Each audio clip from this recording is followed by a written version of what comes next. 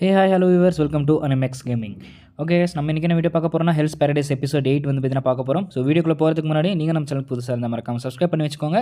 And video பார்த்ததுக்கப்புறம் video பிடிச்சிருந்தால் மறக்காமல் லைக் ஷேர் சப்ஸ்கிரைப் பண்ணுங்கள். ஏன்னா அப்போ தான் நீங்கள் லைக் பண்ண நமக்கும் வந்து பார்த்தீங்கன்னா இந்த வீடியோ மற்றவங்களுக்கு ரெக்கமெண்ட் ஆகும். ஸோ ஓகே இப்போ வாங்க நம்ம வீடியோக்குள்ளே போகலாம். ஸோ போன எபிசோட் என்ன நடந்திருக்கு அப்படிங்கிறத பார்ப்போம். போன எபிசோடில் டமாயா வந்து அவனோட ஒரு கண்ணையை வந்து பார்த்திங்கன்னா பிடுங்கி எடுத்துருவான். எதனால் அப்படின்னா அப்போ தான் அவனோட டவ் ஃபோர்ஸை பார்க்க முடியும் அப்படின்னு சொல்லிட்டு ஒரு கண்ணை மட்டும் பிடுங்கி எடுத்துருவான். இன்னொரு கண்ணு ஆல்ரெடி அவனுக்கு டேமேஜான கண்ணு தான், அது வந்து பிளராக தான் இருக்கும். அதனால் 2 கண்ணு இல்லாதனால அவனால் டவ் ஃபோர்ஸை பார்க்க முடியும். அது கண்ணை 3 நாளே அவனால் பார்க்க முடியும். பட் அது அவன் வந்து பார்த்திங்கன்னா அவன் ரொம்ப ஃபைட்டை வந்து ரொம்ப விரும்புகிறவன் போல். ஸோ அதனால் வந்து பார்த்திங்கன்னா அவன் இன்னொரு கண்ணையை வந்து அவன் வெட்டி எடுத்துட்டான்.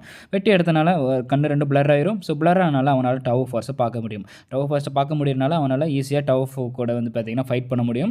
ஸோ இப்போ தான் அவனை டவ் ஃபோர்ஸ் இதுக்கு முன்னாடி நம்ம அவளோட டவ் ஃபோர்ஸை வச்சு தான் நம்ம டமாயா வந்து பார்த்திங்கன்னா அடிப்பா. டவ் ஃபோர்ஸுங்கிறது ஒரு லைஃப் ஃபோர்ஸ் தான். அது வந்து பார்த்திங்கன்னா இன்விசிபிளாக இருக்கும், ரொம்ப பவர்ஃபுல்லாக இருக்கும். அதை வச்சு நம்ம நார்மலான ஹியூமன்ஸும் ஈஸியாக அட்டாக் பண்ண முடியும். ஸோ அதனால் அவங்களால தப்பிக்க முடியாது. பட் போன எபிசோடில் நம்ம டமாயா அந்த பவர் அன்லாக் பண்ணனால அவனால் ஈஸியாக வந்து பார்த்திங்கன்னா டவ் ஃபோர்ஸை பார்க்க முடியும். அப்படியே டமையாவோட ஃப்ளாஷ்பேக்கு வந்து பார்த்திங்கன்னா நம்ம கொண்டுட்டு போகிறாங்க. டமையா ரொம்ப சின்ன வெர்ஷனில் இருக்கான், ரொம்ப யங்கராக இருக்கான்.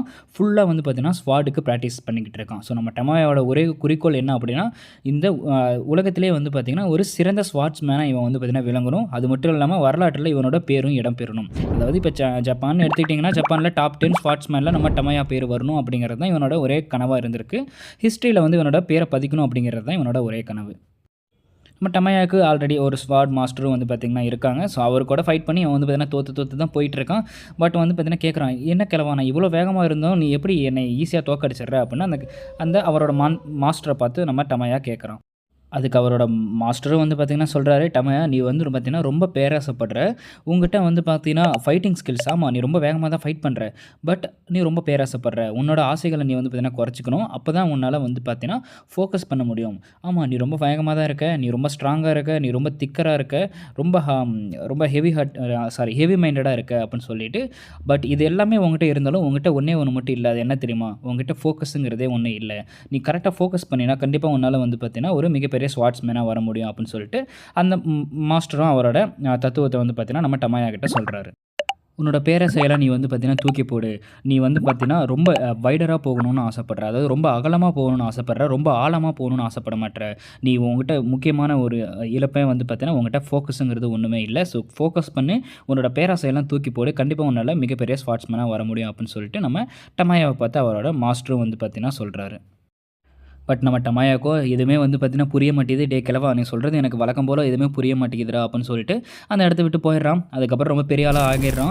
ஆகினதுக்கப்புறம் அவன் என்ன பண்ணுறான் அப்படின்னா ஒவ்வொரு கண்ட்ரிக்காக போய், அதாவது நம்ம ஜப்பான்லேயே வந்து பார்த்திங்கன்னா ஒவ்வொரு சின்ன சின்ன கண்ட்ரிக்காக போய் அங்கே இருக்கிற சிறந்த ஸ்வாட்ஸ்மேன் கூடலாம் ஃபைட் பண்ணி அவங்களோட டோஜோவோட பேனரை வந்து பார்த்திங்கன்னா கலெக்ட் பண்ணிகிட்டு இருக்கான். அதாவது இவனோட ஆசை தானே, ஸோ பெரிய ஸ்வாட்ஸ்மேன் ஆகணுங்கிறது இவனோட ஆசை. ஸோ அங்கேருந்து சிறந்த ஸ்வாட்ஸ்மேன் கூடலாம் ஃபைட் பண்ணிவிட்டு அவங்களோட டோஜோவோட போர்டெல்லாம் கலெக்ட் பண்ணிகிட்டு இருக்கான். ஸோ இது வரைக்கும் அவன் மாஸ்டர் சொன்னது எதுவுமே கேட்கல. பட் இப்போ என்ன நடக்குது அப்படின்னு வந்து பார்த்திங்கன்னா இப்போ தான் வந்து ஃபைட் சீன் வருது. இப்போ தான் அவனுக்கு புரிய வருது அவனோட மாஸ்டர் என்ன சொல்லியிருக்காரு அப்படிங்கிறது. அவனோட ஆசைகள், அவனோட கிரேடி எல்லாத்தையும் தூக்கி போட்டுறான். தூக்கி போட்டதுக்கப்புறமேட்டு தான் அவனோட டவர் ஃபோர்ஸை பார்க்க முடிஞ்சதுக்கப்புறம் தான் அவனால் வந்து பார்த்திங்கன்னா ஈஸியாக டார்ச் பண்ண முடியுது. டவர் ஃபோர்ஸ் எல்லாத்தையும் டார்ச் பண்ண அதே வேகத்தில் ஓடி போய் ஸ்லைஸ் பண்ணிடுறான் நம்ம டவர் ஃபோரை. செம ஃபியூரியாக வந்து பார்த்திங்கன்னா ஃபைட் பண்ணிகிட்ருக்கான். ஏன்னா அவனுக்கு இது வரைக்கும் இப்படி ஒரு ஃபைட் அவன் வந்து பார்த்திங்கன்னா பண்ணதே இல்லை அவனோட வாழ்க்கையில். ஸோ ரொம்ப ரசித்து வந்து பார்த்திங்கன்னா அந்த ஃபைட் பண்ணிகிட்ருக்கான். பட் என்ன தான் அவன் வந்து பார்த்திங்கன்னா ஸ்லைஸ் பண்ணாலும் உங்கள் எல்லாத்துக்கும் தெரியும் நம்ம டென்ஷனால் ரீஜென்ரேட் ஆக முடியும். அவன் வந்து பார்த்திங்கன்னா நீ என்ன தான் என்னை அடித்தாலும் உன்னால் என்னையை கொல்ல முடியாது அப்படின்னு சொல்லிட்டு அவ்வளோ ரீஜென்ரேட் ஆகிட்டே இருக்கான். இவனும் என்னோட ஆயுசே முடிகிற அளவுக்கு இருந்தாலும் சரி, இந்த எட்டர்னிட்டியே முடிஞ்சாலும் சரி, என்னோடய வாழ்க்கையே முடிஞ்சாலும் சரி, நான் சாகிற வரைக்கும் நான் இதை ரசித்து பண்ணிக்கிட்டே இருப்பேன் அப்படின்னு சொல்லிட்டு அவளை அட்டாக் பண்ணிகிட்டே இருக்கான். அவளும் சிரிச்சுட்டு வா எவ்வளோ ரொமான்டிக்காக இருக்குது அப்படின்னு சொல்லிட்டு அவளும் வந்து பேசிகிட்டு இருக்கு. ஆனால் என்ன தான் வாய் வசனம்லாம் பேசினாலும் நமக்கு ஸ்டெமினான்னு ஒன்று இருக்குது, லைஃப் ஃபோர்ஸ்னு ஒன்று இருக்குது. நம்ம டமையாவோட லைஃப் ஃபோர்ஸ் வந்து பார்த்திங்கன்னா கொஞ்சம் கொஞ்சமாக கம்மியாகிட்டே இருக்குது. ஏன்னா அவனுக்கு பிளட் லாஸ் ரொம்ப அதிகமாகிட்டு இருக்குது. இதை நம்ம ஃபியூச்சர் பார்க்குறான். ஐயோ இது இப்படியே போயிட்டு இருந்ததுன்னா நம்மளால் அவகிட்ட நம்ம டாஃபோ தோக்கடிக்க முடியாது. ஏன்னா என்கிட்ட மட்டும் தான் இன்ட்ரிங் எஃபெக்ட் இருக்குது. அதாவது டாஃபோ வந்து பார்த்திங்கன்னா ஒரு வுட்டோட ஆட்ரிபியூட். அவளை வுட்டை வந்து பார்த்திங்கன்னா தோக்கடிக்கணும் அப்படின்னா நம்ம ஃபியூச்சுக்கிட்டே இருக்கிற மெட்டல் ஆட்ரிபியூட்டால் மட்டும்தான் முடியும். பட் நம்ம ஃபியூச்சியாலேயும் அவனோட டவர் ஃபோர்ஸை கண்ட்ரோல் பண்ண முடியல. ஸோ அவன் வந்து பார்த்திங்கன்னா நான் இப்போ என்ன பண்ணுறதுன்னு தெரில. இங்கே இன்னொரு பக்கமும் நம்ம டமாயா வந்து பார்த்திங்கன்னா ஃபுல்லாக ஃபைட் பண்ணிகிட்டு இருக்கான். பிளட் லாஸ் ரொம்ப அதிகமாக ஆகிக்கிட்டே இருக்குது. இவனுக்கு என்ன பண்ணுறதுனே தெரியல. அப்போ தான் வந்து பார்த்திங்கன்னா நம்ம நம்ம கபிமாரு சொன்ன விஷயம் ஒன்று ஞாபகத்துக்கு வருது. ரிஸ்டோரேஷன் அப்படிங்கிறது ஒன்று இருக்குது, ஹிண்ட்ரன்ஸ்னு ஒன்று இருக்குது. ரிஸ்டோரேஷனுங்கிறது சப்போர்ட் பண்ணுறது. அதாவது இப்போ உங்கள்கிட்ட ஃபயர் இருக்குது அப்படின்னா நீங்கள் வுட் பவர் வச்சு நீங்கள் ஃபயரை சப்போர்ட் பண்ணலாம். ஹிண்ட்ரன்ஸ் அப்படின்னா ஃபயர் இருக்குது அப்படின்னா வாட்டரை வச்சு நம்மளால் ஃபயரை அமைக்க முடியும். ஸோ அது வந்து பார்த்தீங்கன்னா இவனுக்கு ஞாபகத்துக்கு வருது. உடனே அவன் ஓடி போய் நம்ம டாவ்ஃபுவை கட்டி பிடிச்சிடுறான். எதனால் கட்டி பிடிக்கிறான் அப்படின்னு வந்து பார்த்தீங்கன்னா நம்ம டாவ்ஃபுக்கே வந்து பார்த்திங்கன்னா வுட் பவர் இருக்குது, நம்ம ஃபியூச்சிக்கே வந்து பார்த்திங்கன்னா மெட்டல் பவர் இருக்குது. ஸோ அவன் கட்டி பிடிக்கிறனால அவனோட ரீஜென்ரேஷன் வந்து பார்த்திங்கன்னா ரொம்ப கம்மியாகுது. நம்ம டாவோட ரீஜென்ரேஷன் உடனே நம்ம டமியாவை பற்றி பார்த்தீங்கன்னா கத்துறான், டமியா இதுதான் உனக்கு நல்ல வாய்ப்பு, என்னோட மெட்டல் பவரை வச்சு என்னோட மெட்டல் ஆட்ரிபியூட்டை வச்சு நான் இவளோட ரீஜென்ரேஷனை ரொம்ப கம்மி பண்ணிட்டேன், நீ இவளோட கரெக்டாக அவளோட வயிறை பார்த்து கட் பண்ணிடு. ஏன்னா வயிறை கட் பண்ணால் தான் லைஃப் ஃபோர்ஸ் வந்து பார்த்திங்கன்னா அவங்களுக்கு கம்மியாகும், அப்போ தான் அவங்கள வந்து பார்த்திங்கன்னா அட்டாக் பண்ண முடியும். நம்ம டாமியாவோ நம்ம ஃபியூச்சரை பற்றி சொல்கிறான், நீ என்னமோ சொல்கிற, பட் நீ ரொம்ப கிட்ட இருக்க, நான் எப்படி ப்ரிசிஸாக அதை கட் பண்ண போகிறேன்னு தெரியல. ஏன்னா அவங்ககிட்ட 2 கண்ணுமே அவனுக்கு வந்து பார்த்தீங்கன்னா பிளர்ராக இருக்குது. டவர் ஃபோர்ஸை வச்சு மட்டும் தான் அவனால் கட் பண்ண முடியும். பட் இன்னொரு பக்கமே நம்ம டவர் ஃபோ அவளோட லைஃப் ஃபோர்ஸான பவரை வச்சு நம்ம ஃபியூச்சர் அட்டாக் பண்ணலான்னு பார்க்குறான். அப்போ தான் அவளால் எஸ்கேப் ஆக முடியும். இன்னொரு பக்கமும் நம்ம டாமியாவோ அவன் கான்சன்ட்ரேட் பண்ணணும். ஸோ இப்போ தான் வந்து பார்த்திங்கன்னா அவனுக்கு அவங்க மாஸ்டர் சொன்னது தெரிய வருது, நீ எல்லாத்தையுமே வந்து பார்த்திங்கன்னா இழந்துடணும், உன்னால் என்ன பார்க்க முடியுதோ அதை மட்டும் நீ கட் பண்ணு. நம்ம மகாபாரதத்தில் எப்படி நம்ம அர்ஜுன மரம் தெரியல, கிளை தெரியல, பழம் தெரியல, குறியோட கண்ணு மட்டும்தான் தெரியும்னு சொல்லி வச்சு அடித்தானோ அதே மாதிரி அதே கான்செப்ட் தான் இங்கேயும். உனக்கு என்னெல்லாம் தெரியுதோ அதெல்லாம் விட்டு என்ன லெஃப்டாக இருக்கோ என்ன அங்கே மீதம் இருக்கோ அதை கான்சன்ட்ரேட் பண்ணி நீ அடிடா அப்படின்னு அவன் மாஸ்டர் சொன்னது எனக்கு ஞாபகம் வருது. உடனே நம்ம டமாய் அவனோட 2 கண்ணுமே வந்து பார்த்தீங்கன்னா மூடிடுறான். இன்னொரு கண்ணு பிளராக இருக்குல்ல அந்த கண்ணையும் மூடிடுறான். உடனே ஃபுல்லாக அப்படியே ஸ்லைஸ் பண்ணுறான். ஸ்லைஸ் பண்ண உடனே கரெக்டாக அவளோட வயிறை மட்டும் கரெக்டாக ஸ்லைஸ் பண்ணிடுறான். உடனே நம்ம டாஃபா அவளோட பார்ட்னரான ஜூஃபாவை பார்த்து ஒரு மாதிரி அழுதுகிட்டே வந்து பார்த்தீங்கன்னா, ஜூஃபா என்ன பண்ணிகிட்ருக்க, காப்பாற்று அப்படிங்கிற மாதிரி ஒரு மாதிரி சொல்கிறா. இன்னொரு பக்கமும் ஜூஃபா வந்து டோமா கூடயும் சோபாய் கூடயும் ஃபைட் பண்ணிகிட்டு இருக்கான். அவனுக்கும் வந்து பார்த்தீங்கன்னா அந்த வாய்ஸ் கேட்டுருச்சு. அப்புறமேட்டு தான் அவன் கோவப்படுறான். பட் நம்ம சோபாய்க்கு தெரிய வருது ஹிண்ட்ரன்ஸ் எஃபெக்ட் இல்லாமல் இவனை அடிக்கிறதுங்கிறது ரொம்ப கஷ்டம், அதனால் நான் என்னோடய பவர் யூஸ் பண்ணி தான் ஆகணும்னு சொல்லிட்டு அவனோட அந்த அல்டிமேட் பவர் யூஸ் பண்ணலான்னு அப்படி அவனோட பவர் யூஸ் பண்ணலான்னு பார்க்குறப்ப அவனோட தம்பியான டோமா வந்து வேணான்னா நீங்கள் அதை யூஸ் பண்ணாதீங்க அப்படிங்கிற மாதிரி வந்து பார்த்தீங்கன்னா சொல்கிறான். இவனுக்கு 2 பேர் பேசுகிறத நம்ம ஜூஃபா பார்த்துட்டு, டே உங்களாலலாம் என்னை தோக்கடிக்க முடியாதுடா, 2 பேர் சேர்ந்து என்னை தோக்கடிக்கலான்னு பார்க்குறீங்க அப்படின்னு சொல்லிட்டு இருக்கப்பவே நம்ம டாஃபாவோட சவுண்டு கேட்க ஆரம்பிக்குது. ஜூஃபா என்னை காப்பாற்று அப்படின்னு சொல்லிட்டு ஒரு மாதிரி அழுகிற வாய்ஸில் இவளை தேடி வரா. உடனே நம்ம ஜூஃபாவும் ஐயோ டாஃபா என்னை மன்னிச்சிரு, நான் ஃபைட்டில் ரொம்ப கான்சன்ட்ரேட் பண்ணனால என்னால் கரெக்டாக உன்னை பார்த்துக்க முடியல, என்னை மன்னிச்சிரு அப்படின்னு சொல்லிட்டு 2 பேருமே வந்து பார்த்தீங்கன்னா அவனோட கையை வச்சு இணைஞ்சிட்டு அவங்க ஒன்றா ஆக ஆரம்பிக்கிறாங்க. ஸோ ஒன்றா ஆக ஆரம்பித்தாங்கன்னா உங்களுக்கு என்னென்னு தெரியும். ஸோ இவங்களோட அல்டிமேட் பவரை வந்து பார்த்திங்கன்னா அவங்க மாறிட்டாங்க அப்படின்னா இவங்கள தோக்கடிக்கிறதுங்கிறது ரொம்ப ஒரு கஷ்டமான விஷயமா மாறிடும்.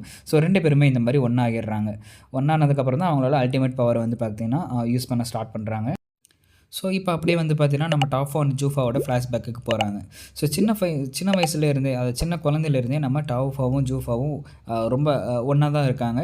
நம்ம ஜெயினோட பிளானும் அதே தான், ஜெயினுங்கிற பாருங்கள், நம்ம ரெயினோட பிளானும் அதே தான். அவங்க 2 பேரையும் பார்த்துட்டு நம்ம எல்லாருமே ஒரே ஃபேமிலி அப்படின்னு வந்து பார்த்திங்கன்னா சொல்கிறான். ஸோ அவன் கூட வந்து மற்ற 6 டென்ஷன்ஸும் இருக்காங்க, இவனோட சேர்த்து மொத்தம் 7 டென்ஷன். அவங்க எல்லாத்தையும் தான் வந்து பார்த்திங்கன்னா கண்டுபிடிக்கிறான். அதுக்கப்புறம் யாருமே அங்கே இருக்க அந்த பெரிய மான்ஸ்டர்ஸ்லாம் பார்த்து பயப்படல. பட் பயப்படுற ஒரே ஒரு ஆள் யாருன்னா நம்ம டாஃபா, அதாவது அந்த சின்ன பொண்ணு, அவள் தான் ரொம்ப பயப்படுறா. அண்ட் மற்ற எல்லா ஸ்டூடெண்ட்ஸுமே வந்து பார்த்தீங்கன்னா, அதாவது மற்ற எல்லா குழந்தைகளுமே அவங்களோட ட்ரைனிங்கில் ரொம்ப கான்சன்ட்ரேட் பண்ணுறாங்க. அண்ட் அது மட்டும் இல்லாமல் அவங்களால ஈஸியாக ட்ரைனிங்கை வந்து பார்த்தீங்கன்னா அக்செப்டும் பண்ணிக்க. இன்னொரு பக்கம் பார்த்தீங்கன்னா டாஃபா எதை பார்த்தாலும் பயப்படுறா. நம்ம ஜூஃபாவுக்கும் ஸ்டடீஸ் ட்ரைனிங்கு எதுவுமே வர மாட்டேங்குது. மற்ற குழந்தைங்கள் யாருமே வந்து பார்த்திங்கன்னா இன்னொருத்தவங்க ஹேட் ஆனாங்க அப்படின்னா அவங்களுக்காக ஃபீல் கூட பண்ண மாட்டுறாங்க. ஏன்னா அவங்களுக்கு ரீஜென்ரேட் பவர் இருக்கிறனால என்னன்னு தெரியல. பட் நம்ம ஜூஃபோக்கும் நம்ம டாஃபா ரொம்ப சின்ன அடிப்பட்டால் கூட அவனுக்கு வந்து பார்த்திங்கன்னா அந்த வலி அவனுக்கே ஏற்பட்ட மாதிரி இருக்குது. அதை தான் நம்ம மெய் பார்த்துட்டு சொல்கிறான், நீ எதுவும் கவலைப்படாத, அது உண்மையாலுமே நமக்குள்ளே இருக்க ஒரு உணர்ச்சி தான், இங்கே இருக்க மற்ற குழந்தைங்களுக்கு யாருக்குமே இல்லைனாலும் மற்றவங்களை பிளெயினாக உன்னால் உணர முடியுது அப்படின்னு சொல்லிட்டு அவன் நம்ம ஜூஃபா கிட்ட பார்த்து பேசிட்டு. ஸோ அப்படியே காலங்கள் போனதுக்கப்புறம் மற்ற குழந்தைங்களோட லைஃப் ஃபோர்ஸ்லாம் கம்மியாக ஆரம்பிக்குது. அதனால் நம்ம ரெயின் என்ன பண்ண ஆரம்பிக்கிறான், அங்கே இருந்த மக்களோட லைஃப் ஃபோர்ஸை எடுத்துக்க சொல்லி அவங்கக்கிட்ட குழந்தைங்கிட்ட அட்வைஸ் பண்ணிகிட்டு இருக்கான். அப்போ தான் நம்மளால் இம்மோர்டாலிட்டியாக அடைய முடியும். ஸோ இவங்களோட லைஃப் ஃபோர்ஸை நீங்கள் யூஸ் பண்ணிவிட்டு உங்களோட லைஃப் ஃபோர்ஸை நீங்கள் அதிகப்படுத்திக்கோங்க. அண்ட் இனிமேல் தான் நம்ம வந்து பார்த்திங்கன்னா மெயினான ட்ரைனிங்குள்ளே இறங்க போகிறோம். நம்மளோட இம்மோர்டாலிட்டியை நம்ம அட்டைன் பண்ணுறதுக்கான எல்லா வகையான ட்ரைனிங்களையும் நம்ம ஆரம்பிக்க போகிறோம் அப்படின்னு நம்ம ரெயின் பார்த்து சொல்கிறான். அதுக்கப்புறம் நம்ம டாஃபோ அண்ட் ஜூஃபாவை பார்த்து நம்ம டாஃபோ மேலே வந்து பார்த்திங்கன்னா நம்ம அப்படியே கை வைக்கிறான். கை வச்சோடனே நம்ம ஜூஃபா வந்து அப்படியே ஒரு யங்கர் ஸ்டேஜுக்கு வரான். அதாவது ஒரு டீனேஜ் ஸ்டேஜுக்கு வந்து பார்த்தீங்கன்னா வந்துடுறான். டீனேஜ் மாதிரி வந்ததுக்கப்புறம் நீயும் டாஃபாவும் போட்சு ஜெட்ஸும் வந்து பார்த்தீங்கன்னா ஸ்டடி பண்ண போகிறீங்க. ஸோ போட்சு ஜெட்ஸுங்கிறது உங்களுக்கு ஆல்ரெடி என்னென்னு தெரியும். இன்டர்கோர்ஸ் பண்ணி நம்ம இம்மோர்டாலிட்டியை அட்டெண்ட் பண்ணுறது தான் நம்ம போட்சு ஜெட்ஸோ. ஸோ அதுக்காக தான் நம்ம டாஃபோ அண்ட் ஜூஃபாவை வந்து நம்ம ரெயின் உருவாக்கியிருப்பான். இந்த ஸ்டடியிலேயாவது கண்டுபிடிக்க முடியுதான்னு. நம்ம டாஃபோக்கும் மற்ற ஹோக்கோவை அப்சர்வ் பண்ணி அதில் இருக்க லைஃப் ஃபோர்ஸை வச்சு வாழ்கிறது அவளுக்கு ரொம்ப பிடிக்காது. ஏன்னா மற்றவங்கள ஹேட் பண்ணுற மாதிரி அவளுக்கு உணர்வா.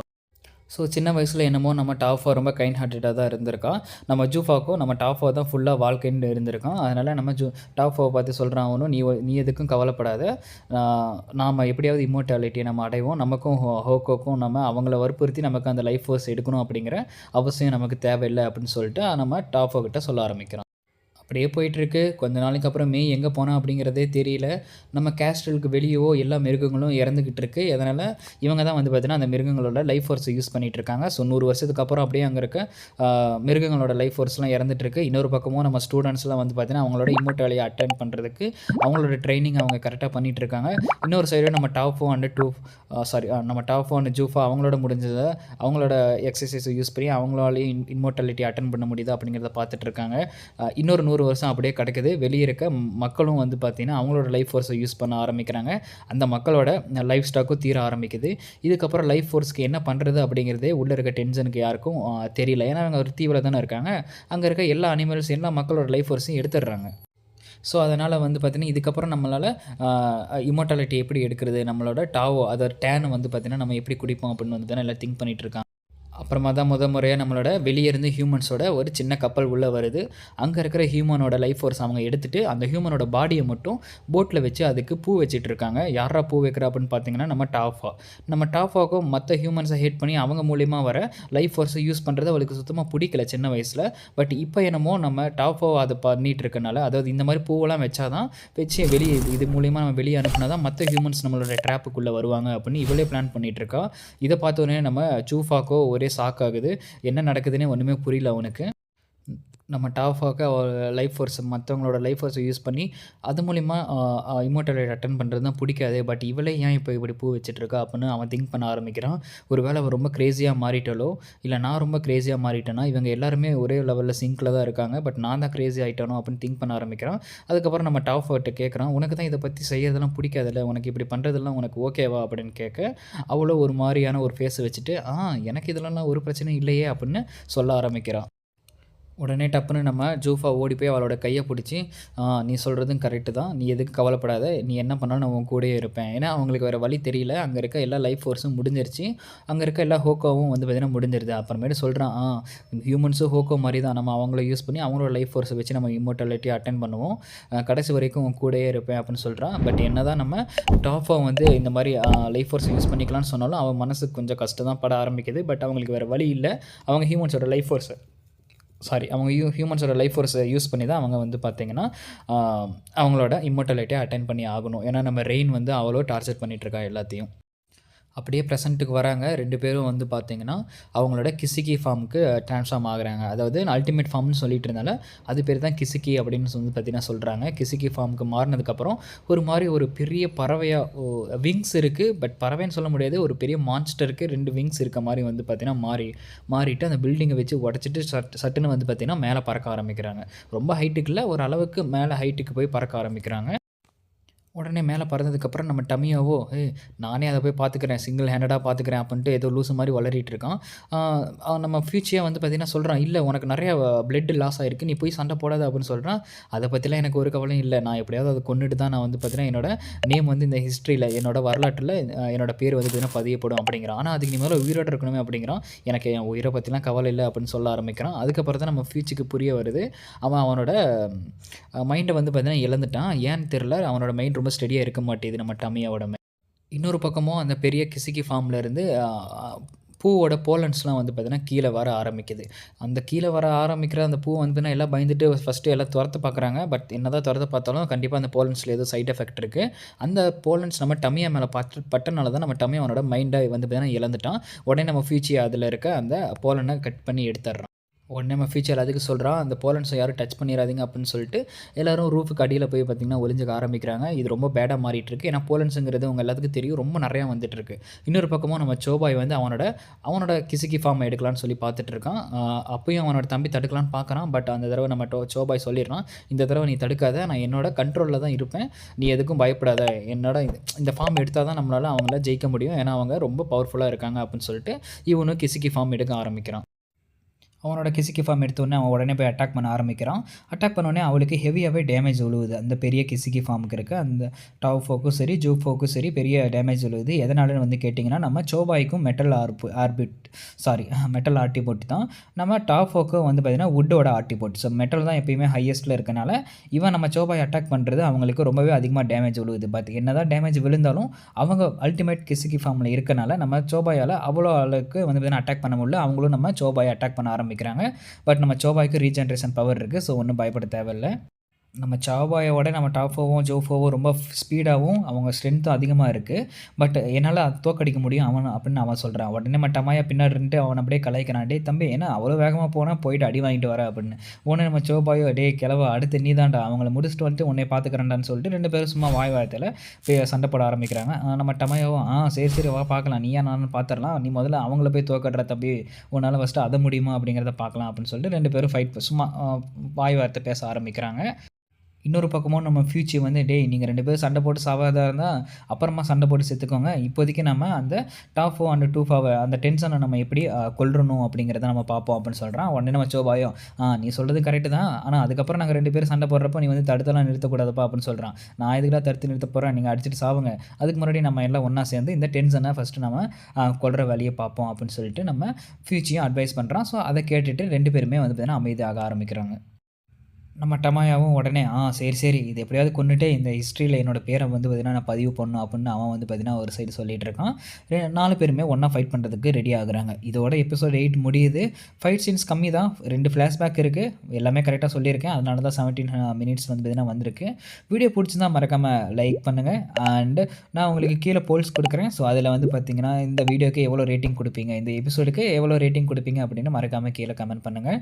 அண்ட் பார்த்ததுக்கு ரொம்ப நன்றி. நான் தான் Nobody, and I'm signing off. Tata, bye bye.